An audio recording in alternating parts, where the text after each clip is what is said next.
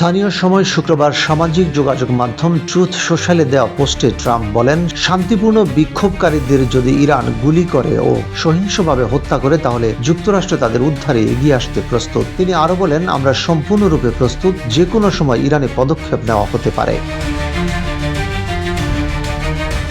বিক্ষোভ নিয়ে মার্কিন প্রেসিডেন্টের সতর্কবার্তার জবাবে ইরানের পররাষ্ট্র মন্ত্রণালয়ের মুখপাত্র ইসমাইল বাঘাই বলেছেন, দেশের সমস্যার সমাধানে ইরানিরা কোনো বিদেশি হস্তক্ষেপ মেনে নেবে না। সামাজিক যোগাযোগ মাধ্যম এক্সে দেওয়া পোস্টে বাঘাই লেখেন, ইরানিরা নিজেদের মধ্যে সংলাপ ও পারস্পরিক যোগাযোগের মাধ্যমে সমস্যার সমাধান করবে এবং কোনো ধরনের বিদেশি হস্তক্ষেপ মেনে নেবে না। গত রোববার তেহরানের খোলা বাজারে মার্কিন ডলারের বিপরীতে ইরানের রিয়ালের মান রেকর্ড সর্বনিম্ন স্তরে পৌঁছায়। এরপরই বিক্ষোভ ও ধর্মঘট শুরু করেন নাগরিক।